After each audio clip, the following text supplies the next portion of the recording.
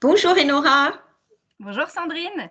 Bon, merci d'avoir accepté de témoigner de ton parcours Fundatio, donc ce parcours à destination des arts thérapeutes qui dure 3 mois et qui va permettre en fait de structurer les prestations, de choisir une cible et donc d'être plus au clair sur à qui on s'adresse et comment on va s'adresser à ces personnes. Est-ce que tu pourrais déjà te présenter, Enora, et puis nous dire un petit peu toi ce que tu fais? Ok, avec plaisir. Donc, moi, je suis Enora. J'habite en Bretagne. Donc, j'y suis revenue il y a 5 ans. Avant, j'étais professeure des écoles. Et quand je suis revenue il y a 5 ans en Bretagne, eh bien, j'ai créé l'atelier Vagabond. Donc, c'est un atelier qui mêle bien-être et créativité. Et j'y propose notamment des ateliers d'expression créative, du journal créatif, du carnet de voyage et de l'art-thérapie. Voilà. Ça, c'est pour qui je suis. Puis autrement, j'ai 3 enfants à côté. Donc, je développe mon activité qui est une reconversion avec en parallèle de ma vie de famille. Voilà. Quel programme! Ouais, c'est un beau programme, mais ça se fait quand on en reparlera, mais quand on arrive à être structuré. Alors du coup, toi, quand tu as démarré ce parcours Fundatio, où est-ce que tu en étais? Alors moi, où j'en étais, donc je t'ai contacté, c'était en juin et j'arrivais d'une période qui avait été un peu challengeante personnellement. Donc voilà, j'avais besoin un peu de me recentrer et aussi professionnellement parce que j'étais un peu perdue. J'avais dit oui à tellement de projets. J'étais vraiment éparpillée, donc j'avais dit oui à plein de choses et je m'étais rendu compte que je commençais à être fatiguée parce que mon énergie, elle était toujours dans de nouveaux projets et que j'arrivais plus à chercher vers où j'avais vraiment envie d'aller. Donc voilà, j'étais dans cette période-là. Et qu'est-ce que je faisais de l'art-thérapie aussi à ce moment-là? Parce que je faisais beaucoup d'accompagnement collectif et je ne savais plus comment. Enfin voilà, j'avais vraiment besoin de redéfinir une direction. Donc c'était un petit peu ça qui s'est. Donc tes attentes précises, c'était lesquelles avec ce parcours? Moi, mes attentes précises, déjà, j'avais besoin de reprendre confiance dans mes propres outils. Parce que des fois, à force de. J'avais fait quand même pas mal de formations différentes, mais j'avais plus peut-être conscience de tout ce que j'avais et de comment je pouvais les agencer. Notamment, ça, c'était vraiment pour le côté en art-thérapie. Et donc, du coup, j'avais besoin de retrouver cette confiance-là et de remettre un peu de l'ordre, de voir tout ce que j'avais dans ma palette, en fait, dans ma boîte à magie. Et puis, j'avais aussi, et surtout comme j'étais très éparpillée, j'avais besoin de passer par de la structure, potentiellement de faire des choix, parce que moi, j'ai tendance à dire oui à tout. Et donc, à ce moment-là, j'avais besoin de me recentrer sur qu'est-ce qui était important et comment structurer un petit peu tout ce que j'avais envie de faire et focuser un peu mon énergie sur là où j'avais vraiment envie d'aller. Donc, c'est à Oui. peu près, je pense, à ce moment-là que je t'ai contacté, que j'ai vu que tu proposais ça sur les réseaux, un accompagnement pour les entrepreneuses en art-thérapie. Et donc, je me suis dit que c'était le bon moment avant l'été de commencer à te rencontrer. Voilà. Et c'est vrai que c'est le défi en tant qu'art thérapeute, comme on est des créatives, d'être structuré, de faire des choix. C'est le défi qui nous est Exactement. proposé, en fait, surtout en tant qu'entrepreneur. Et donc, qu'est-ce qui t'a amené à choisir de travailler avec moi spécifiquement? Moi, je te connais depuis quelques années déjà. En fait, pour refaire un petit peu, moi, avant de me reconvertir, j'avais commencé à animer mes premiers ateliers et découvert le journal créatif. Et donc, j'ai découvert le journal créatif pendant mes grossesses. Ça a été vraiment un outil que j'ai trouvé tellement génial que j'ai décidé d'aller me former assez rapidement derrière. Et donc, c'est à la formation de journal créatif, au moment où Anne-Marie Jobin me proposait encore en présentiel, que je t'ai rencontré et que j'ai découvert un peu, j'en avais déjà entendu parler, mais que j'ai vraiment pu découvrir l'art-thérapie, puisque toi, tu étais art-thérapeute déjà depuis déjà un petit paquet d'années. Oui, Donc, c'est clair. parce qu'en fait, on rencontre aussi beaucoup maintenant d'art-thérapeutes qui sont nouvellement formés, mais toi, ça faisait vraiment longtemps que tu étais installée en tant qu'art-thérapeute. Et donc, c'est là où je t'ai rencontré, où l'art-thérapie a commencé à faire une petite graine dans ma tête et où j'ai vraiment apprécié voilà, ton énergie particulière, la joie, ta manière d'envisager l'art-thérapie et la créativité. Donc, après avoir eu cette formation en journal créatif et moi, après avoir expérimenté le journal créatif, c'est là où j'ai découvert la puissance de la créativité pour aller vraiment se rencontrer, faire sortir des choses. Et là, je me suis dit, bon, j'ai vraiment. Enfin, l'art-thérapie m'appelle maintenant que la graine a été plantée. Et je t'ai envoyé, donc j'ai envoyé des messages à 2 art-thérapeutes que j'avais rencontrés dans cette formation, toi et Sophie. Et donc, je vous avais envoyé des messages pour avoir un petit peu, peut-être être rassurée, savoir si c'était possible de se reconvertir. Qu'est-ce que c'est effectivement l'art-thérapie? Entre la fois, on en a parlé, mais concrètement. Et tu as vraiment pris le temps de répondre à toutes mes questions par mail et on a échangé par téléphone.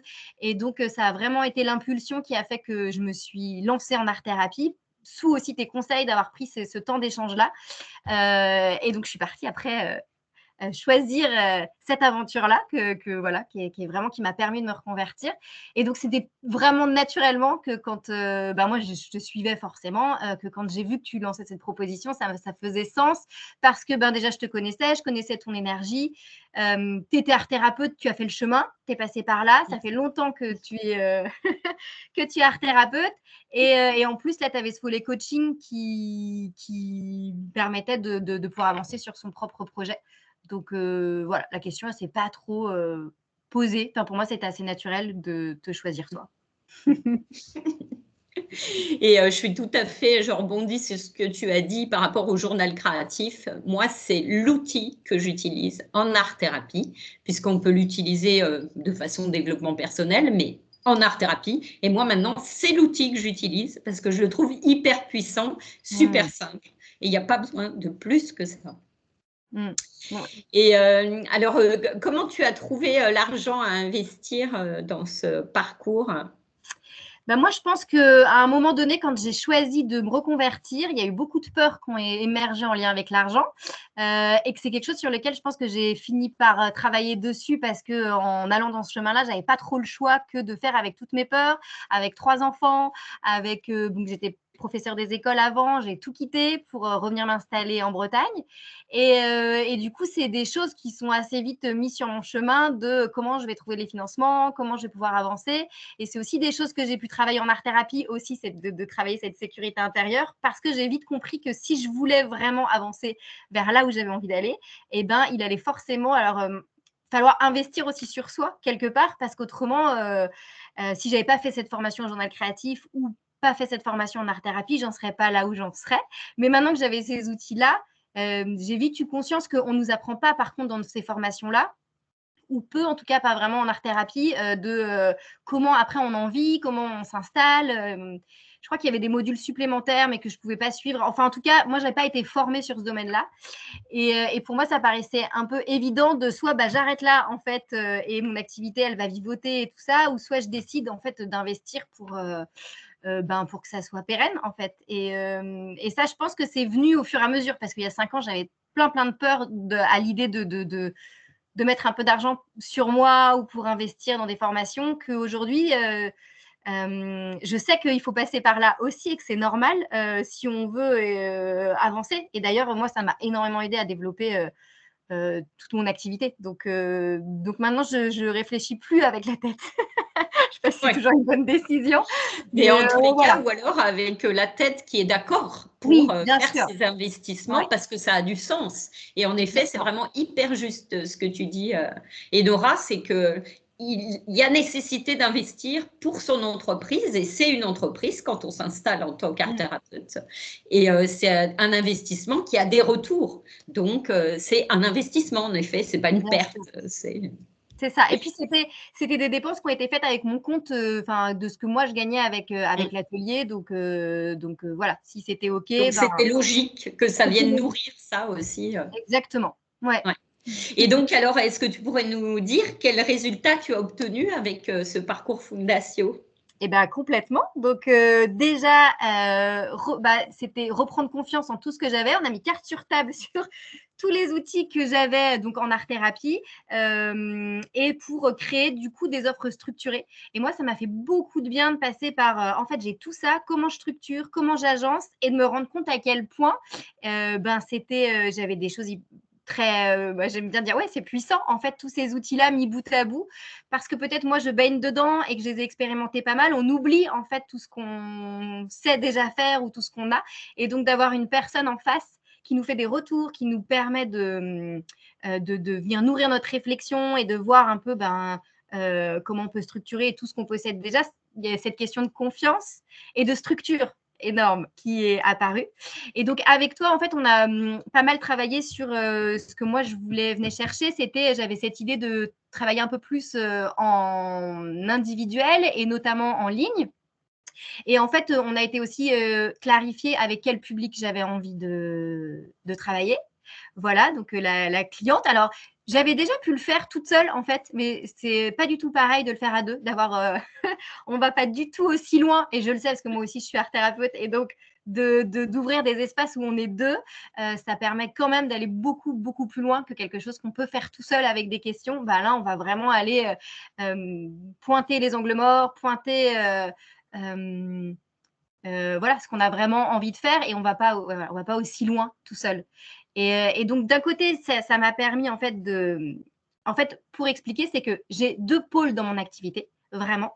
Il y a un côté qui était déjà assez défini, c'est tout ce que je vais faire en présentiel, où là, je propose des ateliers qui mêlent bien-être et créativité à tout public, pour que les personnes puissent se reconnecter à elles, à leur capacité, reprendre confiance en elles, à leur capacité créatrice, venir exprimer leurs couleurs, faire des voyages imaginaires et intérieurs, venir partager des moments colorés. Et ça, c'est ce que je fais en présentiel, que ce soit à mon atelier ou dans les structures. Donc, vraiment tout type de public, parce que je suis avec des enfants, je suis avec des adultes, je suis avec des personnes âgées. J'interviens dans les écoles, collèges, lycées, médiathèques, foyers de vie. Donc ça, voilà, ça, c'est ce que je fais en présentiel. Et j'avais également envie de relancer l'individuel. Mais voilà, j'étais perdue et je ne savais pas comment. J'avais fait un petit peu et avec les enfants et avec les ados et avec des femmes. Et donc là, on a été focusé vraiment sur qu'est-ce que tu as envie, quel public tu as envie d'accompagner. Et donc maintenant, je peux en parler puisque c'est devenu beaucoup plus clair, ce qui m'a demandé aussi de faire un choix. Oui, c'est clair. Pas toujours facile, les choix. C'est pas facile. Et c'est pour ça qu'il faut être deux, parce que tu m'as dit, non, ça on laisse. Non, mais j'ai aussi envie de. Non, ça on met de côté. On y reviendra peut-être un jour. Mais pour l'instant, on focus. Et donc, c'est ce qui est ressorti, c'est d'accompagner les femmes en perte de sens, à se reconnecter à elles, à ce que j'appelle leur magie créative, à leurs envies, à leurs rêves, pour se créer une vie plus alignée et pour devenir l'artiste de leur vie. Alors, quand je parle d'artiste, je ne dis pas de sortir les pinceaux et de devenir une artiste au sens premier, mais vraiment de créer sa vie avec sa propre palette de couleurs, avec qui on est et avec ce qu'on a envie d'y mettre dedans. Voilà. Et donc, en structurant vraiment les personnes que j'avais envie d'accompagner et mes offres, ça m'a vraiment permis aussi d'y voir plus clair. Donc ça, c'était… Oui. Tu sais maintenant que tu as deux pôles et puis que c'est bien clair ce que tu fais dans chacun des pôles. Exactement, voilà. Suite à des choix, pas toujours faciles. Suite à des choix. Bon, et alors tu dirais que c'est quoi le plus grand changement que tu as vécu en faisant ce parcours? Et du coup, en apportant de la structure sur un des pôles qu'on a travaillé, c'est-à-dire le pôle plus en individuel, finalement, moi, ça m'a vraiment permis de restructurer également toutes les offres que je faisais. Enfin, cette structure-là, j'ai pu l'appliquer aux offres que je proposais dans les structures. Et comme mon souci, c'était de m'éparpiller, d'avoir dit à beaucoup de choses, là, je suis partie du pôle inverse. C'est ce que ça m'a permis aussi, c'est que ça a eu des échos. C'est que maintenant, c'est moi qui propose aux structures toutes les offres que j'ai. Donc, c'est plus clair et pour eux et pour moi. Et moi, ça me fatigue moins parce que j'ai tendance autrement à partir sur des nouveaux projets tout le temps. Donc là, maintenant, j'ai aussi ma gamme de qu'est-ce que je propose, que j'ai pu envoyer en parallèle aux structures, même à des nouvelles structures, et j'ai pu avoir des réponses assez positives assez rapidement. Donc, ça m'a permis en plus de vraiment structurer mon côté en présentiel. Oui, puis donc c'est très rassurant aussi pour celui qui est en face de voir quelque chose de structuré et que toi, tu sais où tu vas, l'autre en face, ça le rassure, évidemment, ça donne confiance aux structures en particulier. Exactement, voilà. Donc, du coup, ça a eu cet effet bénéfique et puis moi, dans ma tête, c'est quand même beaucoup plus clair aussi. Parce que quand on a un cerveau en ébullition, sans doute de beaucoup d'art thérapeutes avec beaucoup d'idées très créatives, et du coup, de focuser à un moment donné. Donc, j'ai arrêté, par exemple, même pour l'individuel, les enfants et les adolescents, ça n'apparaît plus alors que je voulais encore le mettre. Et tu m'as dit, mais non, enlève sur le site. On verra dans un second temps. Mais en fait, effectivement, moi, je me suis rendu compte aussi que même si je fais des ateliers avec les enfants et les adolescents, c'est pas là où, en ce moment, en tout cas, où j'ai envie de donner mon énergie et donc de faire des choix, quoi.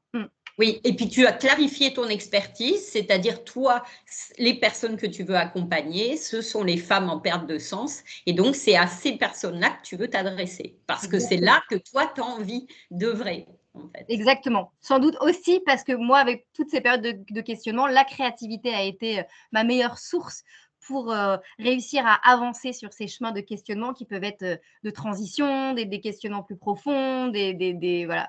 Et donc, du coup, effectivement, c'est vraiment ces personnes-là que moi, maintenant, j'ai envie de pouvoir Oui. accompagner. Oui, parce que ça part de là, toi, où tu es déjà allé.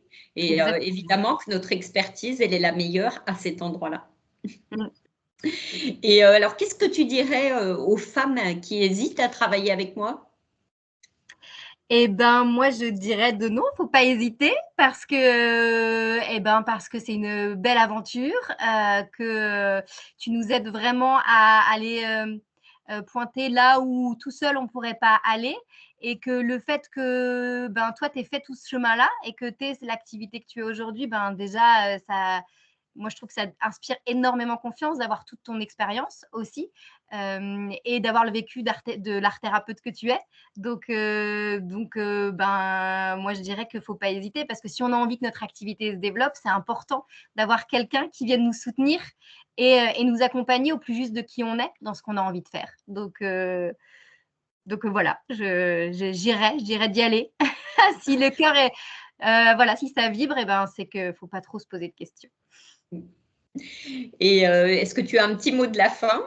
Oui, alors je voulais revenir en plus sur une chose, juste Oui, dans l'accompagnement, ce qui m'avait aussi apporté, parce que dans le sens de apporter de la structure, mais aussi se laisser guider par ce qui est et par ce qui vient, il y a quelque chose aussi qui est venu à moi parce que du coup, j'ai osé me lancer en ligne. Voilà, parce que j'ai vu qu'en visio, ça marchait bien, du coup, aussi le fait que d'être accompagné, on a confiance plus en ce qu'on fait. Donc, je me suis lancée en ligne et il m'est arrivé que j'ai plusieurs personnes, donc des professionnels, dans le bien-être, donc des art thérapeutes et sophrologues, qui sont venus me demander si je pouvais les accompagner. Donc là, c'est plus à redonner du sens et à remettre de la créativité au sein de leur propre métier, accompagnement ou atelier. Et donc de leur transmettre un peu une boîte à outils de plein de propositions créatives en lien avec les thématiques sur lesquelles elles avaient envie d'avoir des outils, et puis qu'elles puissent reconnecter aussi à leur créativité pour créer leurs propres outils. Et du coup, le fait d'avoir ensuite la structure, j'ai reproduit la structure qu'on avait faite ensemble. Et donc oui. maintenant, j'accompagne aussi les personnes, les professionnels dans le bien-être à remettre de la couleur et de la créativité dans leurs accompagnements et ateliers. Et ça, j'en suis ravie parce que du coup, j'ai pu aussi, avec toute cette même structure, continuer à avancer vers quelque chose qui s'est ouvert aussi à moi. Et donc, j'avais les outils après pour pouvoir voilà, le faire aboutir au mieux, en tout cas, cet accompagnement-là.